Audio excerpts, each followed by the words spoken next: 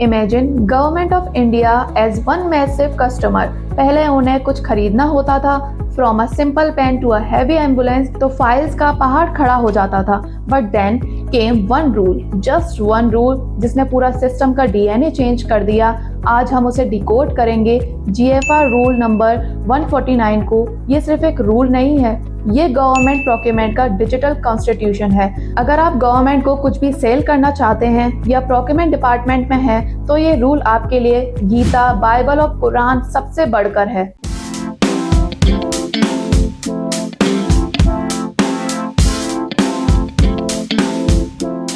Hi everyone, welcome back to the channel. We simplify complex government rules for your business growth. So rule number 149 of GFR 2017 simply says Government of India has created a specific portal, GEM, Government e-Marketplace. The rule mandates that if a product or service is listed on GEM, government buyers must buy it from there. It is mandatory. पहले option होता था कि market से ले लो या tenders निकाल दो locally, but rule 149 ने कहा no, you have to do digital.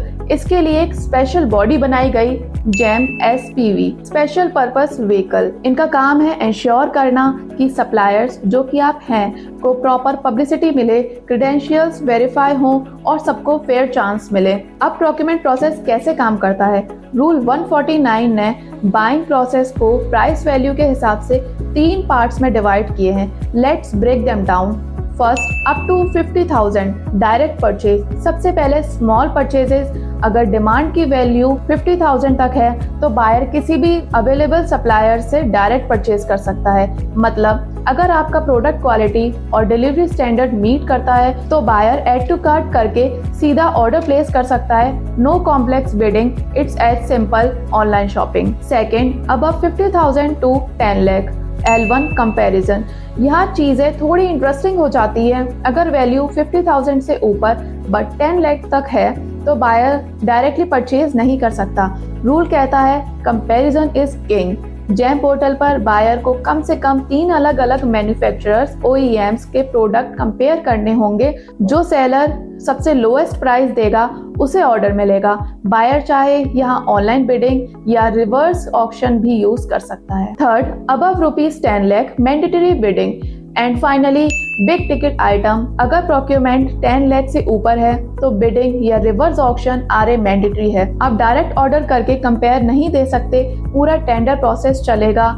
Contract सिर्फ उसको मिलेगा जो लोएस्ट प्राइस भी हो और क्वालिटी स्टैंडर्ड्स मीट करता हो। अब एक बहुत इंपॉर्टेंट वार्निंग, रूल 149 एक प्रैक्टिस को स्ट्रिक्टली बैन करता है, डिमांड स्प्लिटिंग। कई बार बायर्स अप्रूवल या बिडिंग प्रोसेस से बचने के लिए बड़ी बड़ी डिमांड्स को छोटे छोटे पार्ट्स में तोड़ देते हैं। रूल 149 क्लियरली कहता है this is a violation, you can not split demands just to avoid L1 bidding और हायर अथॉरिटी अप्रूवल्स। साथ ही ट्रांसपेरेंसी के लिए हर मिनिस्ट्री को बजट अप्रूव करने के लिए 30 डेज के अंदर अपना एनुअल प्रोक्योरमेंट प्लान जेम पर अपलोड करना पड़ता है। इससे सेलर को पहले से पता चलता है कि गवर्नमेंट को पूरे साल में क्या चाहिए। Buying blind is not an option anymore. Before placing an order, buyer have to use GeM business analytical tools. उन्हें चेक करना पड़ता है लास्ट परचेज प्राइस क्या था और डिपार्टमेंट के प्रीवियस रेट क्या थे। This ensure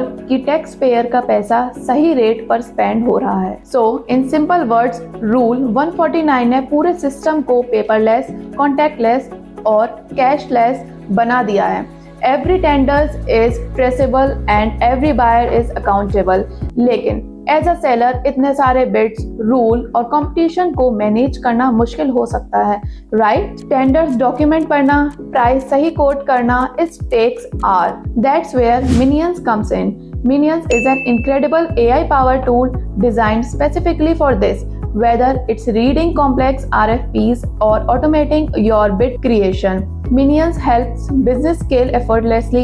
It does the heavy lifting so you can focus on winning the contract. So stay compliant with Rule 149 and start bidding smarter. अगर वीडियो हेल्पफुल लगा तो like करें, सब्सक्राइब करें. See you in the next one.